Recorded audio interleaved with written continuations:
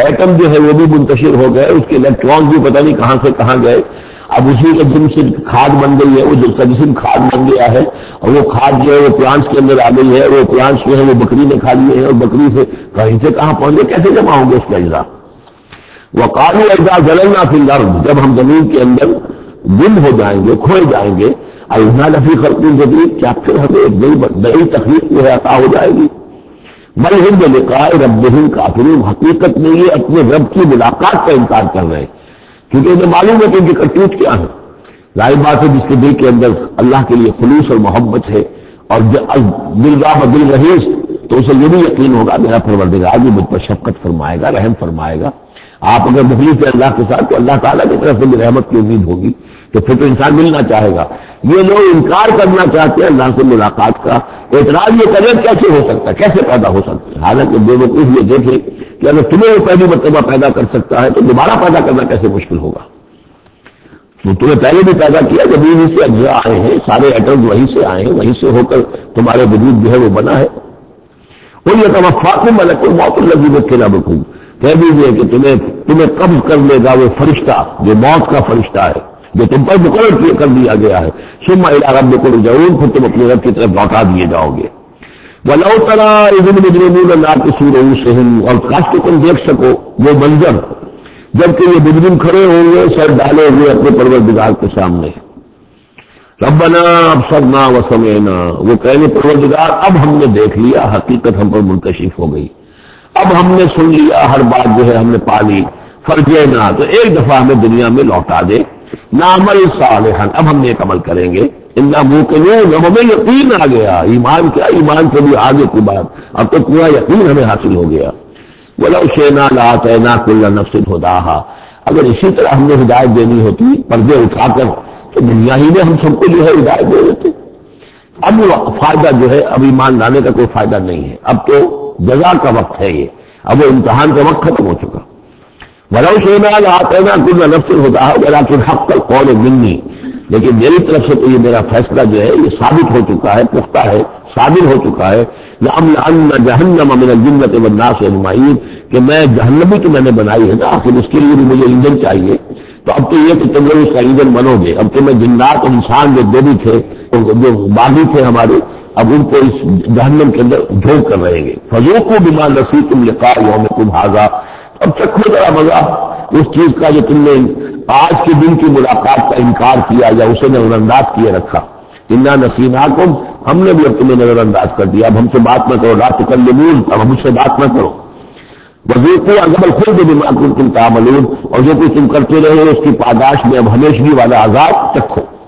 انما یؤمن بآیاتنا الذین اذا ذکروا بها، میری ایمان رکھنے والے تو ہماری آیات پر وہ لوگ ہیں کہ جب انہیں ہماری آیات کے ذریعے سے تذکیر کی جاتی ہے، نصیحت کی جاتی ہے، انہیں سنائی جاتی ہے، خروا سجدا، وہ سجدے میں گر پڑتے ہیں، وسبحوا بحمد ربہم، اور وہ اپنے پروردگار کی حمد کے ساتھ تسبیح کرتے ہیں، وہم لا یستکبرون، اور وہ گھمنڈ نہیں کرتے، تکبر نہیں کرتے۔ یہ آیت سجدہ ہے۔ تتجافی جنوبہم عن المضاجع، رات کے اوقات میں ان کے پہلو بستروں سے دور رہتے ہیں، علیحدہ رہتے ہیں، رات کو یبیتون لربہم سجدا وقیاما،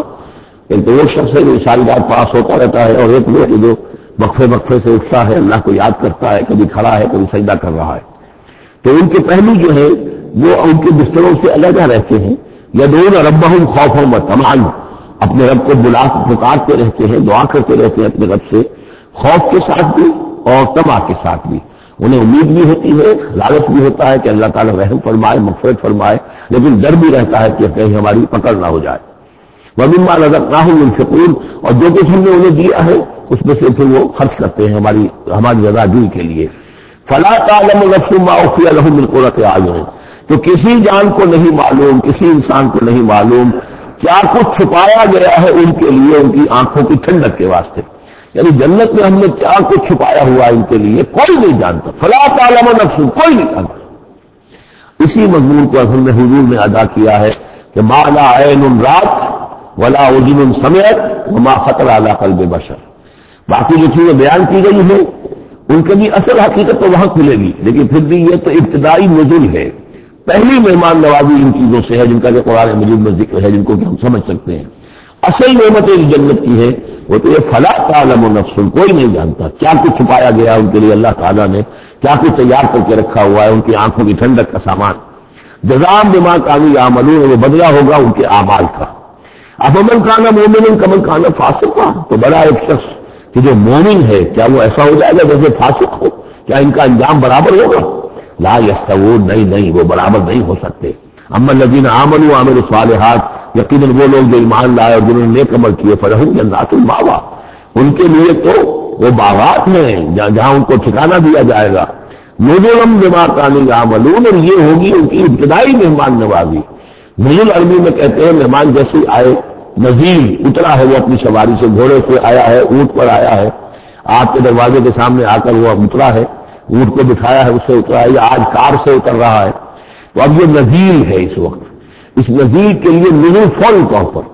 موسم کے اعتبار سے ٹھنڈا ہے یا گرم ہے، آپ فوری طور پر لاتے ہیں، یہ نزول ہے۔ پھر وہ اب آپ کے پاس ٹھہر گیا ہے، آپ نے اس کے لیے کمرے کا بندوبست کیا ہے، وہ وہاں پر اس نے استراحت کی ہے، اب آپ نے اہتمام کے ساتھ اس کے لیے کھانا تیار کروایا، یہ ضیافت، ضیف اب بنا ہے وہ۔ تو جیسے آیا ہے وہ نزیل ہے، اور جب گھر میں آپ کو ٹھہر گیا تو اب ضیف ہے، وہ پھر ضیافت ہوگی۔ تو وہ چیزیں جو ہے مالا عین رات ولا اذن سمعت وما خطر على قلب بشر، یہ اصل میں ضیافت خداوندی ہے، اور یہ نزول ہے جس کا ذکر قرآن مجید میں اس تفصیل سے آیا ہے۔ وَأَمَّا الَّذِينَ فَسَقُوا فَمَأْوَاهُمُ النَّارُ، اور جو لوگ سرکش تھے اور جنہوں نے نافرمانی کی تھی ان کا ٹھکانہ آگ ہے۔ كُلَّمَا أَرَادُوا أَن يَخْرُجُوا مِنْهَا، جب بھی وہ چاہیں گے کہ وہاں سے نکل بھاگیں، أُعِيدُوا فِيهَا، پھر انہیں اسی میں لوٹا دیا جائے گا۔ وَقِيلَ لَهُمْ ذُوقُوا عَذَابَ النَّارِ الَّذِي كُنتُمْ بِهِ تُكَذِّبُونَ، اور ان سے کہا جائے گا چکھو اب مزہ اس عذاب کا، آگ کے عذاب کا جس کو تم جھٹلاتے رہے تھے۔ وَلَنُذِيقَنَّهُم مِّنَ الْعَذَابِ الْأَدْنَىٰ دُونَ الْعَذَابِ الْأَكْبَرِ لَعَلَّهُمْ يَرْجِعُونَ۔ یہ ہے آیت نمبر 21 اس سورہ مبارکہ کی، اور آیت نمبر 41 تھی سورہ الروم کی۔ ظہر الفساد فی البر والبحر بما کسبت ایدی الناس لیذیقہم بعض الذی عملوا لعلہم یرجعون، ہم لوگوں کے کرتوتوں کے کچھ اعمال کی سزا دنیا میں دے دیتے ہیں، شاید کہ جاگ جائیں، ہوش میں آ جائیں اور یہ لوٹ آئیں، پلٹ آئیں، توبہ کریں۔ یہاں فرمایا ہم لازماً انہیں چکھائیں گے مزہ چھوٹے عذاب کا، ادنا، عذاب الادنا، دون العذاب الاکبر، اس بڑے عذاب سے پہلے لعلہم یرجعون، شاید کہ یہ جاگ جائیں، شاید کہ ہوش میں آ جائیں، شاید کہ لوٹ جائیں، شاید کہ توبہ کریں۔ یہ بات جو ہے آ چکی ہے کہ رسول جب بھی بھیجے جاتے تھے تو اللہ تعالیٰ کی طرف سے اس قسم کی تنبیہات کا سلسلہ آتا تھا تاکہ لوگ بیدار ہوں۔ وَمَنْ أَظْلَمُ مِمَّنْ ذُكِّرَ بِآيَاتِ رَبِّهِ ثُمَّ أَعْرَضَ عَنْهَا، اس سے بڑھ کر ظالم کون ہوگا جس کو نصیحت کی گئی اب اس کے رب کی آیات کے حوالے سے پھر بھی اس نے اعراض کیا۔ یعنی یہ تو نصیحت کوئی کر رہا ہے، وہ اپنا جو فلسفہ بگاڑ رہا ہے، یا کوئی اپنی عقل لڑا رہا ہے، اپنی منطق لڑا رہا ہے،